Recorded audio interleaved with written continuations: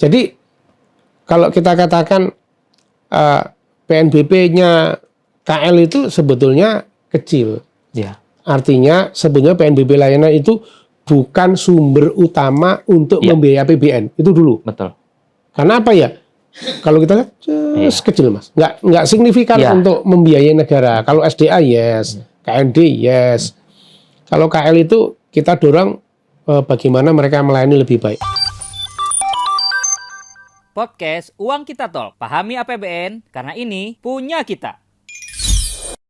Assalamualaikum warahmatullahi wabarakatuh Sobat Anggaran. Ketemu lagi di Uang Kita Talk. Dan we will telling you personally something that we know and we care, dan tentu saja itu tentang keuangan negara. Dan kali ini di episode yang kedua ini kita akan membahas secara spesifik yang mungkin teman-teman masih asing ya, terkait penerimaan negara bukan pajak. Nah, mungkin teman-teman sudah sering dengar di sisi pajak, di sisi bea cukai, bahkan hibah gitu. Tapi mungkin masih banyak teman-teman yang sobat anggaran yang belum tahu kenal terkait PNBP ini sendiri. Dan PNBP sendiri di DJA sangat luas cakupannya. Nah, untuk itu sudah hadir bersama kita sosok yang luar biasa. Ini ada berhadir bersama kita Direktur Penerimaan Negara Bukan Pajak Kementerian Lembaga, Bapak Wawan Sunaryo. Selamat sore Bapak.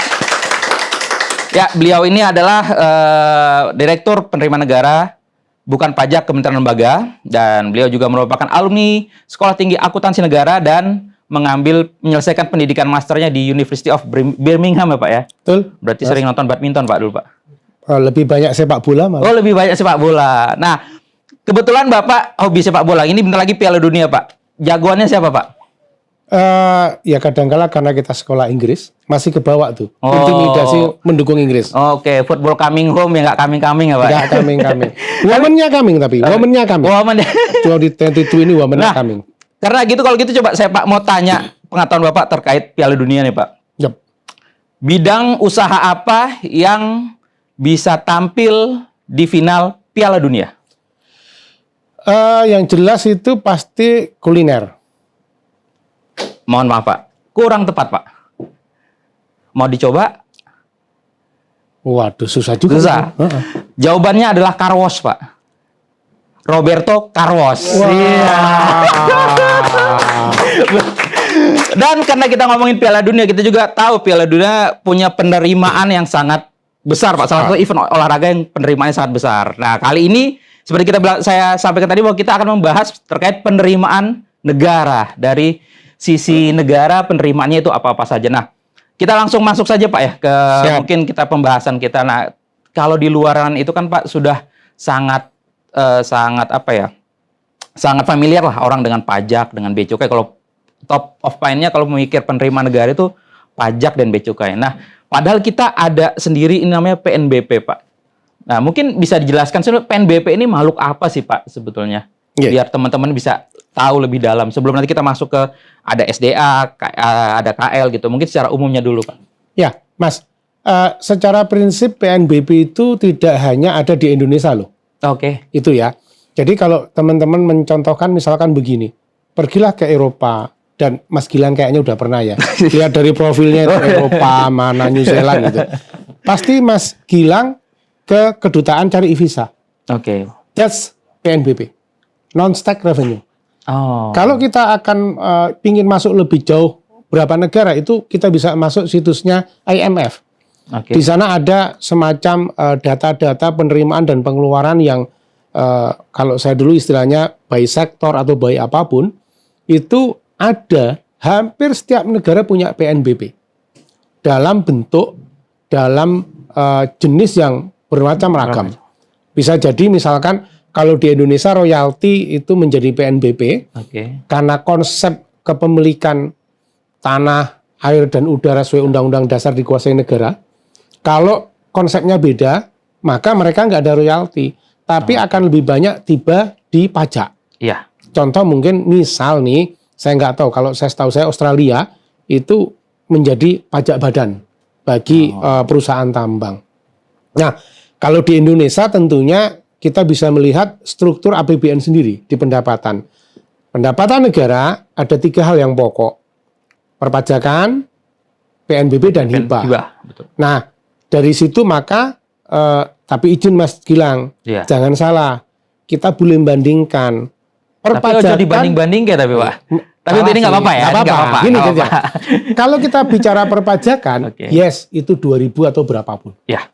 Kita PNBP cuma 500 atau 600. 550 ya. Ya, 500 600. Tapi kalau mau kita pecah per unit eselon 1, Ya. jadi beda. Pajak sendiri, bea cukai sendiri, PNBP sendiri. Kita boleh bersaing kalau dengan BC. Bea cukai. Ya, toh, Ya. boleh bersaing lah. Ya, tapi karena fungsi kita itu berbeda, di mana kalau bea cukai itu eksekusinya dari A sampai Z, di kita tidak, maka ya tidak seperti bea cukai juga karena eksekusinya lebih banyak di kementerian lembaga. Iya. Nah, berangkat dari situ dan berangkat dari pengalaman masa lalu, di mana ada case, mungkin saya nggak akan sebut case-nya, tetapi apakah PNBP itu pertanyaan yang utama sehingga kalau dulu Mas, itu dikenal sebagai PNBP apabila dia sudah punya dasar hukum tarif, jenis dan tarif. Sehingga pada saat ada case satu layanan yang tidak ada di PP, tarifnya, maka bisa mengelak, oh bukan PNBP ini. Tapi ya oke, kita kesingkirkan itu. Nah sekarang akhirnya dengan undang-undang yang baru, sebetulnya simple definisi PNBP. Di luar perpajakan, pajak dan bea cukai dan di luar hibah adalah penerimaan negara bukan pajak. Dan yang paling penting sebetulnya penerimaan bukan pajak itu tidak related dengan layanan. Kan itu kan? Oh ya. Sementara ini orang kan bilang gini, wah kalau pajak kan tanpa reward, tanpa imbal baliknya tidak langsung Pak ya, imbal baliknya tidak langsung. Betul. Tapi jangan salah, PNBP pun ada. Contoh Mas, kalau teman-teman melihat misalkan SIM, paspor, betul sekali Pak. nikah, ada layanan. Betul. Tapi pada saat kita bicara royalti batubara, pengadilan, tilang, dan lain sebagainya, nggak ada layanannya. Ya. Itu adalah hak negara atau paling tidak bersumber dari sumber daya alam. Sehingga sebetulnya nggak ada satupun jenis penerimaan di Indonesia menurut undang-undang PNBP maupun undang-undang keuangan negara yang tidak bisa dikategorikan. Oh, sebenarnya di luar pajak, perpajakan. Di luar pajak, di luar hibah. Sudah pasti. Apakah ada layanan atau tidak? Ya. Di mana ada hak negara di sana, itu PNBP. Oke, baik. Itu Mas. Jadi sebetulnya sangat-sangat luas. Cuma nanti kita kalau bicara ini layanan atau tidak, hak negara atau nanti itu cukup berbeda. Betul. Itu Mas Gilang, secara prinsip. Iya, karena kan tadi kalau Bapak ngasih contoh visa gitu, teman-teman mungkin di luar malah masih banyak menganggap visa ini adalah bentuk pajak. Oh, enggak. Itu PNBP, Mas. PNBP itu Pak, ya. Karena kan mereka berpikir, ya ini dibayar ke negara, mereka masih menganggapnya itu sebagai kayak, ya ada beberapa mungkin yang menganggap, oh itu sebagai bentuk pengenaan pajak mungkin kepada orang asing gitu ya.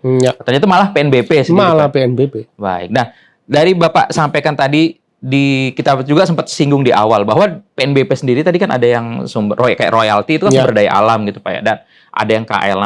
Nah, untuk KL ini sendiri kan sementara ini kita tahu masih dibanding SDA pun kita masih orang masih lebih kalau di breakdown lagi Pak ya, masih lebih familiar lagi ke kayak Bapak bilang tadi royalti batubara, mungkin penerimaan migasnya gitu ya. Nah, sebetulnya sebesar apa sih kedua entitas ini SDA dan KL sehingga akhirnya pun kita di DJA pun sekarang ada 2 direktorat nih Pak, yang khusus nangani SDA sendiri, ada yang khusus nangani KL sendiri Pak. Ya. Jadi gini Mas, memang ada perbedaan mendasar pada saat kita bicara sumber daya alam dan KND, kayak negara dipisahkan dengan yang layanan kementerian lembaga. Kalau kita berbicara di sumber daya alam dan KND, maka kita bicara sebetulnya ada hak negara. Meskipun nanti kita pisah lagi kan, royalti batubara, orang menggunakan sumber daya alamnya Indonesia, maka dia harus ikut menanggung segala biaya yang nanti bisa dikeluarkan APBN, reklamasi atau apapun sehingga ada royalti. Hak negaranya ada di sana, migas dan lain sebagainya. KND pun demikian. Jadi di sana Mas. Tapi kalau kita bergerak ke kementerian lembaga, maka tujuan utama kita sebetulnya bukan pendapatannya Mas. Tetapi lebih ke arah bagaimana pelayanan pemerintah. Ya. Terus kalau kita bicara pelayanan pemerintah bertarif atau tidak, nah itu dia. itu dia. Itu dia. Gitu. Nanti kita lihat dulu, ini layanan apa, gitu Mas. Contoh, layanan yang tidak bertarif, KTP. Ya, betul. Itu layanan dasar betul. Kemudian banyak juga yang entitas pemerintah, contohnya di Kemenkeu, DJA, melayani revisi apapun, nggak ada. Kemudian sekarang misalkan di Bea Cukai, layanan kepabeanan hanya kena kepabeanan. Tidak ada lagi layanan seperti dulu Mas, itu betul. belangko dijual, dijual semua. Nah kan nggak ada kan? Ya, itu PNBP belangko-belangko dan itu dijual izin itu nanti di PNBP. Sekarang dihapus semua. Yang ada memang bea keluar atau bea masuk. Di banyak KL juga demikian Mas. Ada yang free, ada yang tidak. Itu nanti sangat menarik untuk kita diskusikan mengapa harus bertarif. Nah, Ya, itu Mas nah, itu. dan kami sedang mengejar bagaimana pengelolaan PNBP-nya, Ya. bagaimana layanannya supaya masyarakat ini dilayani dengan baik dan tentunya tidak ada gangguan, tidak ada ya let's say katakanlah pungli, suap Ya. lain sebagainya. Itu yang kita bangun Mas sebetulnya Mas. Itu Mas Gilang. Ya. Nah, baik. Tadi Bapak udah highlight sedikit nih, tarif nih. Karena kalau kita lihat tadi penjelasannya PNBP KL akan lebih banyak ke permainan, bukan permainan Pak. Maksudnya norma-norma terkait tarif. Nah, itu menentukannya Pak. Ini layan. Kalau nggak salah kan kita pernah heboh yang dulu SIM Pak, yang SIM mau dinaikkan berapa, Ya. padahal kan akhirnya itulah Itu STNK. Itu STNK ya, maaf Pak, STNK. STNK. Nah, itu kan pada akhirnya kan memang hal-hal kayak STNK itu memang berarti orangnya mampu kan Pak ya. Jadi ada kita pertimbangan untuk misalnya memberikan beban kepada orang yang memang benar-benar mampu. Iya. Nah, selain itu kira-kira dalam penetapan tarif ini, misalnya kayak paspor, SIM, itu kira-kira hal-hal apa saja Pak yang menjadi pertimbangan utama sehingga ini karena kan di situ berarti negara hadir bukan hanya memberikan tarif itu, tapi kan Yes. ada layanannya kan Pak ya? Yes. Jadi gini, Mas Gilang, kita cerita dulu tarif itu di dalam Undang-Undang PNBP itu Ya. terbagi dua. Tarif nominal dan tarif ad valorem. Ya. Nominal kita tahu rupiah atau dolar atau apapun. Yang kita katakan ad valorem adalah bentuknya formula. Bisa kata-kata, bisa rumus, dan lain sebagainya. Kemudian kita beralih sebetulnya yang harus kita tarifin itu apa. Nah itu memang perdebatan. Misalkan begini, layanan dasar SD, SMP misalkan, puskesmas atau apapun misalkan, tapi karena itu tidak lagi menjadi kewenangan pemerintah pusat ke daerah, toh di daerah juga dikenakan biaya kan? Iya, betul, Pemerintah masuklah ke sana semuanya. Terus layanan seperti apa yang harus kita kenakan sebetulnya?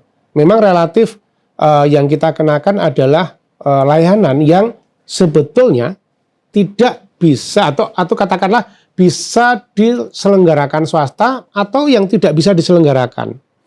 Oke, saya bicara yang bisa diselenggarakan swasta, rumah sakit, pendidikan, lain sebagainya. Maka menghitung tarifnya kita juga nggak bisa semena-mena. Oh, Contoh rumah sakit, kalau kita buat murah, ya, artinya banyak subsidi, sangat tidak adil pada saat ada swasta ada betul. yang tidak kita berikan subsidi. Ya. Karena yang menikmati sebetulnya adalah masyarakat. Ya. Dan nanti pun masyarakatnya akan Pasti jadi- lari ke sini semua. Iya. Tidak membuka dan pemerintah kan tidak bisa semuanya jadi rumah sakit pemerintah kan juga tidak bisa. Jadi kita selalu seimbangkan antara tarif swasta meskipun kita tidak bicara yang rumah sakit Ya. yang setara mall itu, Ya. gitu. Jadi kita setarakan yang seimbang saja, Oke, baik, gitu ya. Nah, inilah yang agak susah, Mas. Oke, Iya. itu yang kayak layanan seperti itu. Nah, kalau layanan yang tidak bisa diberikan oleh pihak lain, hanya pemerintah, kita contohkan SIM. SIM kok segitu sih? Nah, kalau Mas Gilang menyatakan, Pak, SIM itu kan cuma ini doang. Satu lembar. Satu lembar ini aja, ya iya. toh? Ini berapa sih? Iya. Nggak ada lah Pak, 130 Ongkos ribu. produksinya gitu Pak ya. Iya, HPP nggak ada istilahnya, kan begitu kan. Terus komponen SIM ternyata ada praktek, ujian teori, Iya. kesehatan yang ada beberapa yang masih bayar. Tapi saya katakan, bahwa untuk memproduksi ini yes segitu. Tapi ingat Mas, dalam tarif itu ada komponen lain. Kalau saya katakan ke teman-teman dan sudah kita tuangkan dalam PP 69 itu Mas, ada yang kita namakan externalities. Kita sudah mulai mendekati penyusunan tarif seperti harga pokok penjualan. Biaya langsung, biaya tidak langsung. Kalau langsung tadi tuh Mas, semua ongkos. Meskipun kami tidak hitung, misalkan gajinya polisi, gedung apa semua tidak. Tapi kalau misalkan IT, biaya IT, lain sebagainya, yes. Pertanyaan untuk peningkatan layanan sendiri yes, kan Pak? Iya. Terus pertanyaannya, lupa kok bayar? Kan semua orang butuh SIM. Ntar dulu. Nggak semua orang butuh SIM. Sangat tidak adil pada saat orang tidak semuanya membutuhkan dan ternyata tidak semua orang membayar pajak, gitu.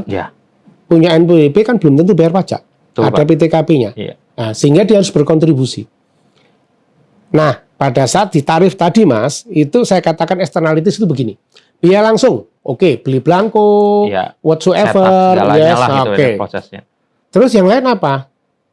Ingat, pada saat ada SIM, pasti dia punya motor, punya mobil. Kalau nggak punya sewa atau apapun. Mas Gilang, kira-kira kalau kita membayangkan tahun 1925, kira-kira rambu lalu lintas di Jakarta itu sebanyak ini nggak? Masih rawa-rawa. Masih nggak ada kan? Kebutuhan untuk itu nggak ada. Kemudian berapa jumlah polisi yang harus meyakini orang tidak atau pengawasan? Betul. Nah, biaya itulah yang sebenarnya kita hitung. Meskipun tidak bisa kita hitung presis, itu nggak akan bisa. Hanya asumsi saja. Oh, kalau sekian, oh berarti dibagi dengan jumlah SIM ini. Set berapa? Ketemu. Eksternalitisnya di sana. Biaya tidak langsungnya di sana. Kalau paspor lebih unik lagi, Mas. Kita hitungnya begini. Kalau ada warga negara Indonesia pergi ke luar negeri, mau jadi TKI, wisatawan, atau whatsoever, Mas, bila ada masalah di sana, dan lain sebagainya, maka negara hadir. Loh, negara hadir. Yes, negara hadir. Ya, sebenarnya nggak fair-fair juga. Inilah ya, mereka yang pergi kan harus kontribut kan. Jangan sampai itu membebani di pajak semuanya. Ada kontribusi. Sehingga apa? Biaya paspor itu termasuk biaya yang nanti jika ada sesuatu tadi. Ada sesuatu tadi, ada pertolongan, ada repatriasi, mereka masuk, ada masalah masuk kedutaan. Nah, seperti ini harus kita hitung Mas sekarang, Mas. Jadi lebih ke jangka panjangnya, bukan hanya sekedar buku paspor itu sendiri. Bukan, gitu, bukan. Banyak kita perhitungkan itu. Meskipun nanti kalau kita nggak ada seperti itu ya nggak perlu. Misalkan kalau di data yang tidak semua orang membutuhkan dan itu berpeluang untuk menimbulkan bisnis atau apa, kita beri ya nanti kita hitung rata-rata setahun berapa, kemudian berapa pemeliharaan kebutuhan ya kita buat tarifnya berapa, meskipun tidak akan mencapai semua kebutuhan tadi, Mas. Untuk beberapa hal memang tarif itu izin, Mas. Tarif itu ada 3 sebetulnya. Ada yang cost recovery, ada yang cost minus, ada yang cost plus. Nah, di PNBP sebetulnya yang cost plus itu nggak ada. Rata-rata cost recovery dan cost minus. Ya karena negara kan tidak mencari untung, Mas. Betul. Cuma tadi, kenapa kita bilang cost recovery, tapi kok cuma segini aja segitu? Iya, karena ada biaya-biaya yang sebetulnya tidak related tadi, ada kewajiban negara untuk melindungi warga negara dan lain sebagainya. Dan mungkin bisa kayak kalau contoh kita ke SIM, Pak, kalau kita buat serendah-rendahnya pun nggak bagus juga buat masyarakat kan, karena semua akan mempunyai SIM tanpa kualifikasi yang belum tentu terpenuhi gitu, Pak. Betul, kan artinya begini loh, kalau SIM untuk mendapatkan SIM itu terlalu mudah, itu juga nggak bagus. Kenapa? Jadi kita mainkanlah tarifnya gitu. Satu itu tarif, yang kedua bukan itu juga. Yang kedua adalah bagaimananya. Kan ada tes Iya. teori, tes Smart, kesehatan, prosesnya, semuanya. ya. Itu proses itu yang kita yakini bahwa dia memang betul-betul eligible untuk bisa mengendarai kendaraan. Sehingga ya sangat wajar toh kalau kos-kos itu sekaligus kos pengawasan tadi menjadi unsur tarif, Mas. Iya. Tapi kalau kayak pendidikan, uang kuliah tunggal itu kita hitungnya malah cost minus sebetulnya. Oh. UKT itu dihitung, jadi gini, pada saat 1 tahun pelajaran, 1 tahun 1 semester atau 1 angkatan itu udah dihitung, Mas. Betul. Untuk 5 tahun itu nanti berapa biaya semua, Betul. berapa bantuan pemerintah atau rupiah murni masuk. Selisihnya ini dibagi dengan jumlah mahasiswa, Jumlah itulah mahasiswa. jadi UKT. Iya. Oh, udah jelas kan? Iya. Itu pasti cost minus. Pasti. Cost minus. Meskipun kadangkala yang mandiri ada, tapi kan bukan UKT-nya. Tapi bukan yang utama. Sumbangan-sumbangan kan, Iya. itu beda. Jadi itu, Mas, Pokoknya. tarif itu ya terus terang saja kita membuat tarif itu mempertimbangkan itu dan bagaimana layanan jauh lebih baik itu, Mas Gilang. Oke, baik, berarti tarif itu bukan hanya sekedar kita naikkan, itu nggak secara gradual kita naikkan, pasti ada faktor-faktor lain juga yang kita pertimbangkan. Gitu. Iya, iya. Jadi saat ini kita mencoba misalkan begini, yang kita dalami sekarang misalkan kami punya tugas pengawasan yaitu surat keterangan kelakuan baik ya, Oh ya. yang kepolisian. Kebetulan memang dalam proses untuk digitalisasi. Jadi saat ini kita temukan datanya itu tidak connect. Oh. Jadi misal nih, Mas Gilang, Ya. habis ngutil di supermarket Rawa Bening atau manapun, terus ternyata di Polres sana, Mas Gilang pindah ke Medan, ngutil lagi, Dapat lah. ngutil lagi nih, lagi. pindahlah ke Surabaya, Buat mau keterangan kerja, baik. SKCK, buat keluar, Mas. Keluar, Pak, betul, Pak. Keluar. Itu selalu saya jadi pertanyaan, ini orang kalau buat emang punya datanya? Karena apa? Dibuat datanya itu per lokasi. Polsek itu. Pak, Yes, polsek. Padahal bagi saya sih sebetulnya ya mudah sih, dan sebetulnya itu bisa hilang kalau sepanjang ya ada apalah ya, ada kriterianya. Oh gini menyelesaikan hukum, meskipun tetap catatan, gitu, Mas. Nah kita coba bahwa itu kalau bisa orang nggak perlu datang ke kepolisian. Oh. Kita bangun itu bersama kepolisian. Ya. Apa? Ya online. Kan Betul. tinggal ngetik nik Nah, betul, Pak. nama ke sana. Kalau data sudah ada seluruh Indonesia, dia bisa cetak sendiri dan lain sebagainya. Kayak saya kemarin tuh contoh nih teman-teman sobat anggaran ya. Kayak saya buat SIM internasional, Pak. Bahkan saya nggak perlu harus datang ke Korlantas, Pak. Ya. Dari rumah saya cuma buka website, bahkan barangnya pun SIM-nya pun diantar pakai Gojek, Pak. Itu kan satu kita bandingkan 5 bahkan 2-3 tahun lalu aja kita harus ketemu. datang, Iya, harus betul. prosesnya panjang. Ini kan padahal hanya translate dari SIM yang sudah ada dengan yang SIM format internasional, Pak. Ya, ya. Nah, situ kan berarti kan kita merasa nih kita walaupun kita bayar ada peningkatan layanan yang terus di-upgrade kan gitu, Pak ya. Ya itulah salah satu biaya yang akan dikenakan ke masyarakat. Betul. Kan gitu. Meskipun SIM internasional itu ada, Mas. Ya. Tarifnya ada. Betul. Ada. Tapi kalau Mas Gilang harus datang, berapa biayanya? Nah, iya, Pak. Waktu dan soal mana? waktu nggak bisa kita jawab. Priceless itu. Nah, itu yang sangat berharga, Mas. Begitu kepolisian mau membuka itu, Ya. karena sebetulnya kan hanya switching toh, data Nah, iya. ada semua. Data sudah ada. Yes, Iya. digital era. Itu, Mas. Dan hampir setiap kali akan kita coba seperti itu, Mas. Supaya layanannya berbasis digital, orang tidak harus datang. Ya kecuali yang nggak bisa rumah sakit kan, Betul. itu aja. Iya. Rumah sakit, pendidikan dan sebagainya. Nah, tadi gitu Pak, tantangan sebenarnya boleh kalau terakhir tentang tarif nih.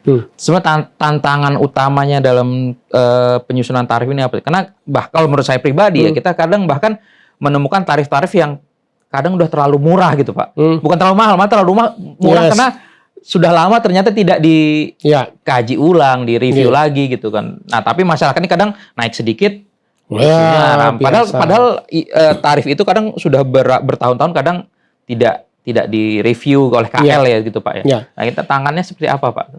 Iya, Mas. Jadi yang pertama tantangannya memang ada policy kita tidak boleh menaikkan tarif lebih dari 100%. Meskipun itu kita tidak bisa katakan ya harus, nggak juga. Bahkan ada tarif yang mungkin sekian tahun tidak naik. Pertama, tantangan kita adalah menyusun tarif itu dengan baik dan benar, itu kita memang cukup sulit, Mas. Pertama, sangat berbeda kita saat belanja punya standar biaya. Kadang-kala punya price list di luar kayak apa. Ya. Nah itu kan. Ya. Karena layanan tertentu nggak ada. Rumah sakit tadi cerita ada. Ada pembandingnya. Ada pembandingnya. Kita bisa bilang seperti itu. Tapi begitu layanan-layanan yang lain kita nggak punya. Jadi kita susun tarifnya itu berdasarkan input. Nah, kalau sudah terlalu mahal, lain sebagainya, terlalu murah sebetulnya itu akan mematikan dunia usaha, Mas. Ya, makanya kita coba supaya, ya kalau enggak kan nanti istilahnya begini. Kalau hanya untuk layanan seperti itu, kemudian satu institusi menyatakan kami kurang ASN, yuk enggak juga lah. Core-nya kan enggak begitu kan. Artinya kalau itu diserahkan ke sektor swasta, iya. Tapi kalau yang menguasai hajat hidup orang banyak, negara hadir untuk menstabilkan harga, ya oke. Nah, kesulitannya memang begini, Mas. Pertama, jenis layanan itu dan unsurnya itu sangat beragam. Beragam, Pak. Sangat beragam. Yang nggak bisa kita katakan bahwa model ini berlaku di KL ini. Enggak. Punya khasnya sendiri, Pak ya. Beragam, Mas. Sangat beragam. Tahu nggak ada berapa ribu, Mas? Wah, ribuan, Pak, malah, Pak. Sekarang masih sekitar 60 ribuan tarif. 60 ribu. Wow. Tarif 60 ribu sobat anggaran. Bisa dibayangkan itu nyusun tarifnya satu persatu. Ya, itu problematika. Makanya sekarang itu, Mas, saya lebih banyak menekankan ke kawan-kawan supaya tarif itu bisa mengikuti. Iya. Itu pakai ad valorem. Contoh, pelayanan laboratorium. Kalau dulu langsung rupiah, dan itu bisa puluhan ratusan layanan. Kalau saya katakan sekarang untuk melayani itu membutuhkan bahan dan alat apa, berapa biayanya. Oke. Untuk yang pokoknya dulu, untuk yang pokoknya kita hitung dulu. Oh, pokoknya kalau pakai alat ini sekian. Jadi tarifnya penggunaan alat. Jadi kalau ada pengujian apa, oh butuh ini keluar angka. Ya, itu bisa menyesuaikan nanti. Dan sekarang boleh PMK yang jauh lebih cepat daripada PP. Karena ada tarif yang volatil bisa dengan PMK. Yang jelas, Mas, susahnya kita itu satu, kita tidak punya benchmarking yang komplit. Kalau rumah sakit kan ada ya. Kemudian unsur pembentuknya itu variabelnya sangat bervariatif. Yang kita lihat tadi 60 ribu tarif tadi. Terus yang ketiga adalah yang tadi itu adanya policy nggak boleh naik banyak itu. Iya.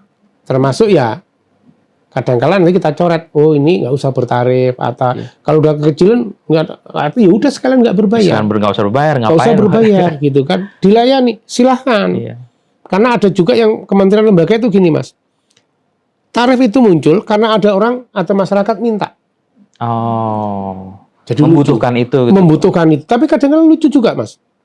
Ada satu kementerian lembaga yang punya tarif gosok ake.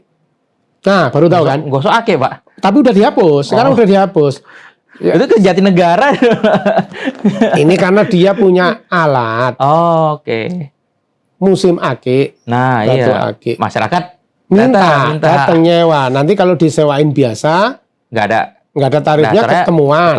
Iya, korupsi. Padahal nanti sebetulnya prinsipnya satu. Maaf Pak, Bapak kan bisa gosok ke Rawabelong, ke Jatinegara, kemana. Kami nggak ngelayani. Ya kita hapus akhirnya kan, Mas. Banyak seperti itu kita mulai hapus. Fotokopi. Ngapain kantor kayak layanan fotokopi? Serahkan itu ke koperasi kayak mana. Kalau mau fotokopi udah koperasi. Itu daripada Menteri Keuangan, Presiden tanda tangan, ongkos-ongkos kayak begitu, gitu kan. Itu memang kita bersihin. Itu, Mas. Jadi misinya itu ya dari 60 ribu itu kan. Iya. Uang receh, Mas, sebetulnya. Iya, betul. Tapi pengelolaan dan sebagainya itu. Nah, itu tadi saya bilang, Pak. Kayak Bapak bilang kan semester 1 contohnya kan realisasinya PNBP KL ini 53 triliunan ya, Pak ya. Mungkin kalau dibandingkan jauh, tapi ada sisi lain dibanding itu layanan ke masyarakat. Peningkatan pelayanan itu yang tidak terlihat dan tidak ternilai. Mungkin itu yang jadi akhirnya PNBP ini jadi terutama KL jadi kurang terekspos gitu, Pak ya. Ya, kurang meskipun sebagian besar dari itu ada beberapa layanan kementerian lembaga, contohnya di Kominfo yang memang besar. Iya, besar sekali. Dikurangi itu lagi, turun lagi, Mas. Oh iya. Dari 50 bisa jadi 40, 35. Okay. Terus kalau kita kurangi layanan rumah sakit, TNI, Polri, Kesehatan, itu turun lagi, Mas. Jadi kalau kita katakan PNBP-nya KL itu sebetulnya kecil. Ya. Artinya sebetulnya PNBP layanan itu bukan sumber utama untuk membiayai APBN. Itu dulu. Betul. Karena apa ya? Kalau kita lihat kecil, Mas. Nggak signifikan untuk membiayai negara. Kalau SDA yes, KND yes. Kalau KL itu kita dorong bagaimana mereka melayani lebih baik. Betul. Kalaupun ada tarif sebetulnya itu burden sharing aja. Burden sharing supaya ada keadilan antara yang tidak memerlukan dengan yang menggunakan itu. Betul, itu aja. Jadi memang KL ini lebih ke fasilitas pelayanan dasar kepada masyarakat, Pak. Jadi itu sebenarnya tidak ternilai dan teman-teman merasakan langsung, apalagi mungkin yang belum merasakan mungkin kayak jomblo kali, Pak ya, belum merasakan ke KUA gitu. Jadi dia belum merasakan gitu ya. Betul. Padahal sebetulnya itu di setiap mungkin akan gampang kita temui dan kita rasakan langsung, Pak ya, manfaatnya. Ingat loh, Mas. Menikah itu murah. Layanan KUA itu gratis. Iya, gratis loh, Pak. Gratis menikah tuh murah. Asal datang KUA, minta dicatat, gratis. Gratis, sudah. Yang bayar kalau terpaksa ngundang Pak Naib keluar dari kantornya. Nah, itu. Ya kan kita biayai, nggak mungkin. Kan sekarang udah dibiayai kan, Pak? Ada PNBP-nya. Iya, maksudnya itu dari PNBP. Iya. Dulu kan apa namanya? Mereka ini kan di bawah tangan lah. Di bawah tangan lah. Sekarang kan sudah kita diresmikan. Ya, hanya. Jadi gini, ini kalau kita bicara di praktek ya supaya nggak salah teman-teman. Pada saat kita minta penghulu datang, yang jelas dia kan butuh uang transport. Betul, Pak. Ya, tak? Satu lagi ada jasa profesi. Ini jasa profesi harus kita jelaskan nanti nih, Mas. Karena selama ini kadangkala masih, tapi orang Indonesia, Mas ya. Loh nanti Pak penghulunya kan misalkan ngasih khotbah, ngasih doa yang di luar tusinya ya. Let's say tusi saya nggak bisa ngomong. Tapi layanan dasar kan udah kita kasih yang gratis tadi di KUA. Gratis. Nah, ada kan layanan dasarnya itu ada apa namanya? Saya nggak tahu khotbah nikah atau apapun ya. Kayaknya itu suscaten, Pak, kursus calon pengantin segala macam itu free. Itu free semua itu. Itu free. Yang dibayar adalah biaya penghulu keluar. Dia ke sana. Itu aja. Jadi ada yang jomblo ya itu gratis. Gratis. Jadi teman-teman sobat anggaran nih itu KUA gratis kecuali ngundang penghulu ke rumah itu ya. Jadi menikah itu murah kan butuh berapa orang cuma 6 kalau nggak salah. Saya nggak tahu ya, murah kan, gratis gitu kan. Ya nggak harus pesta gitu. Kan nggak harus pesta. Betul, Pak. Dan ya itu kalau kita ngomong tarif lagi akan makin panjang lagi nanti cerita kita, Pak. Karena memang sebetulnya kayak Bapak bilang tadi 60.000 itu bukan jumlah yang kecil ya untuk dibuatkan satu norma itu pekerjaan yang sangat berat tentunya.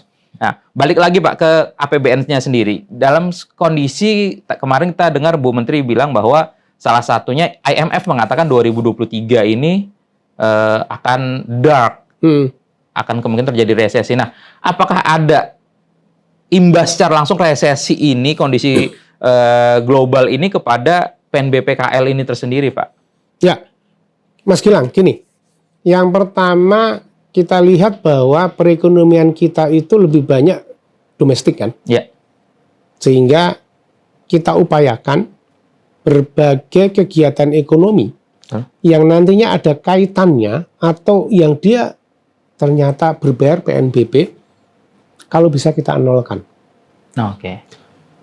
Fenomenanya udah ada, Mas, fenomenanya.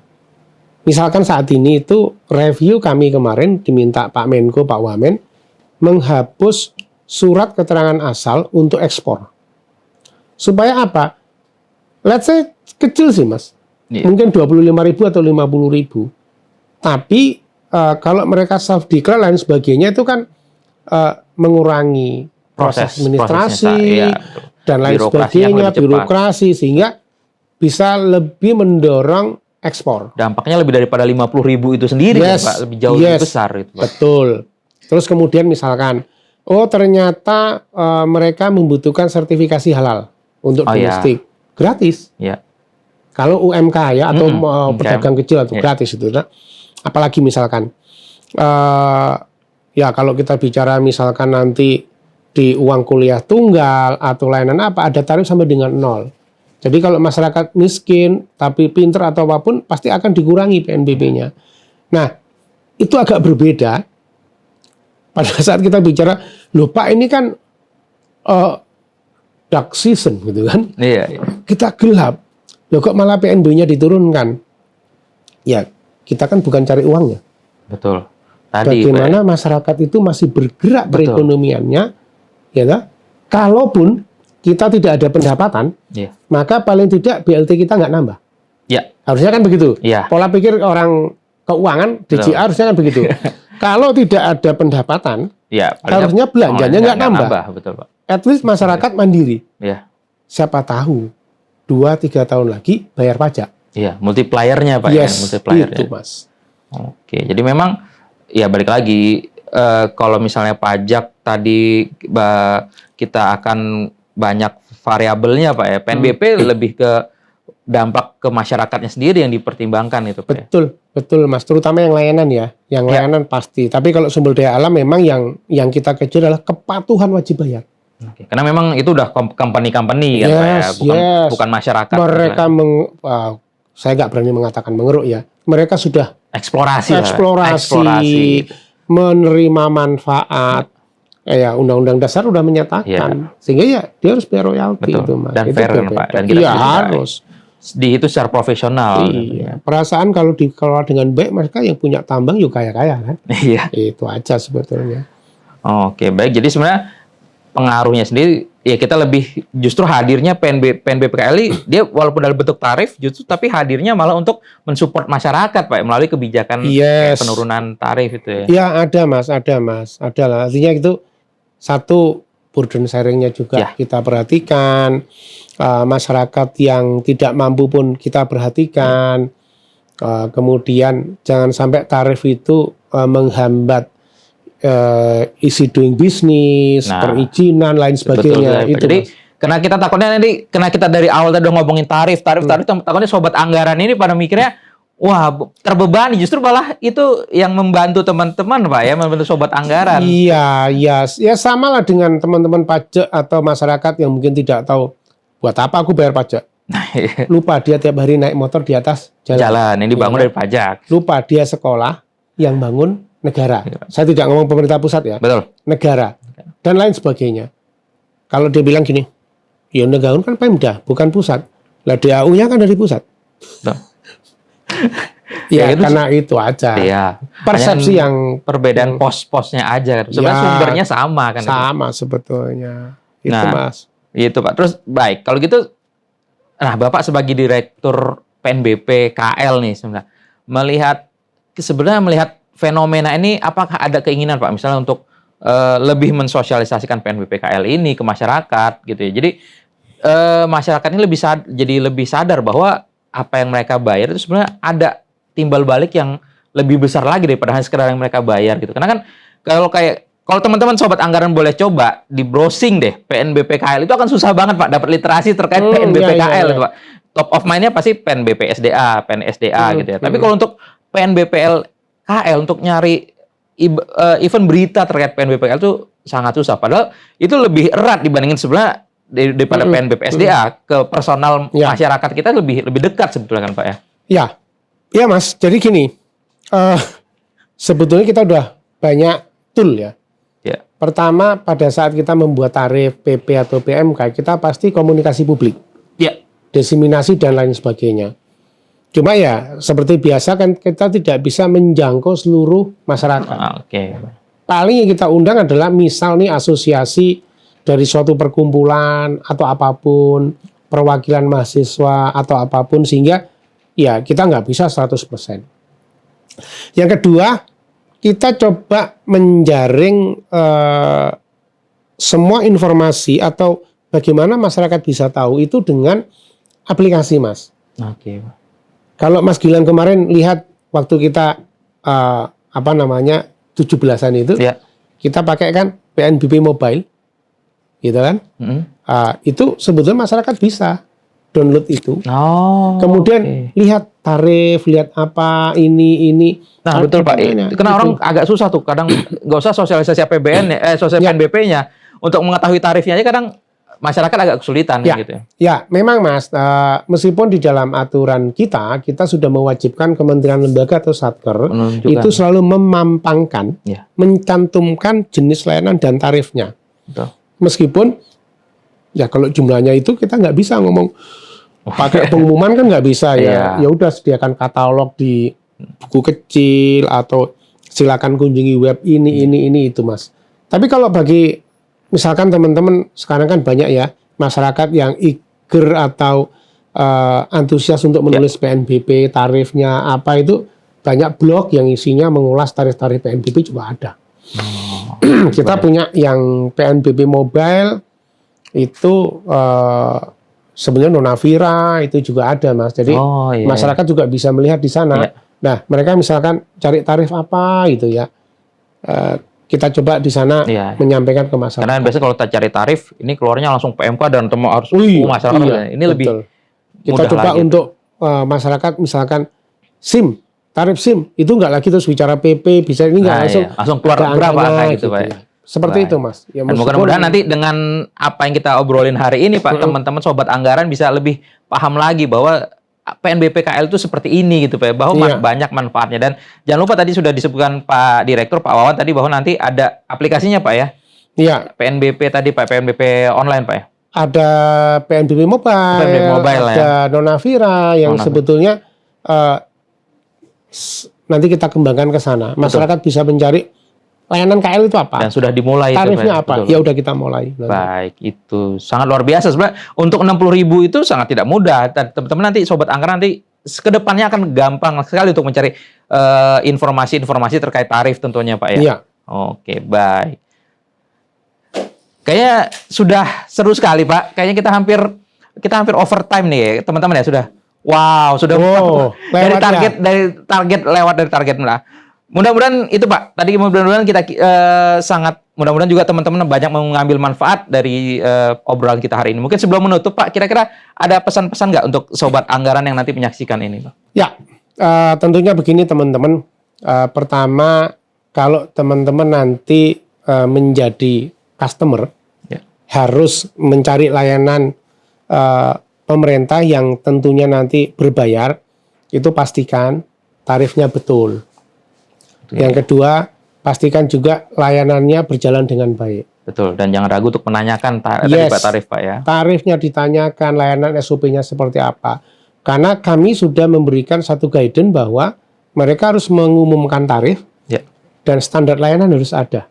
Oh, oke. Ya, mungkin ada yang belum, tapi kita boleh katakan paksa kementerian lembaga untuk melakukan hal itu. Dengan tujuan ya masyarakat terlayani dengan baik, apa yang dibayar itu ya setara dengan layanannya. Nah, kita itu terima Mas. itu, betul. Itu Mas. Dan jangan lupa tetap belajar APBN. Nggak hanya PNBP. Dan ya kan? tentunya uang kita dijaga. Betul. APBN dijaga dan jangan dikorupsi. Tapi itu ada Mas Pameo yang mungkin kita dari teman kita ya. Nah, itu Pak. Apa Mas? Bayar pajaknya, Bayar pajaknya, awasi penggunaannya. Ya, jadi yang kita diawasi Mas. Oh, Belanjanya yang diawasi Mas. belanjanya diawasi, penggunaannya gitu, Pak. Penggunaannya diawasi. Betul. Ya. Harusnya pajaknya juga diawasi sih. Iya, karena kan hanya tadi yang Bayar diawasi pajaknya. hanya bayar aja kan. Kita, Bayar pajaknya, awasi penggunaannya. Ya udah nggak apa-apa. Paling nggak kan memang untuk belanja PBN itu nggak boleh ngawur lah ya. ya, Itu harus spending apa? Effective spending gitu. Spending better gitu kan. Iya. Baik, itulah tadi obrolan kita di Uang Kita Talk di episode kedua ini terkait PNBP KL, dan terima kasih sekali lagi Pak Sama-sama, Wawan Mas Gilang. sudah hadir, sudah berbagi dengan kita, dengan teman-teman di rumah, sobat anggaran di rumah, sehingga nanti dapatkan perspektif yang luas terhadap PNBP KL ini secara khususnya ya. Dan nanti tentu saja nanti kita harapkan nanti di episode-episode selanjutnya kita akan punya isu-isu lain, topik-topik lain yang juga akan dibahas masih seputar keuangan negara dan tentu saja khususnya masih seputar APBN. Baik, saya tutup sesi yang episode yang kedua ini.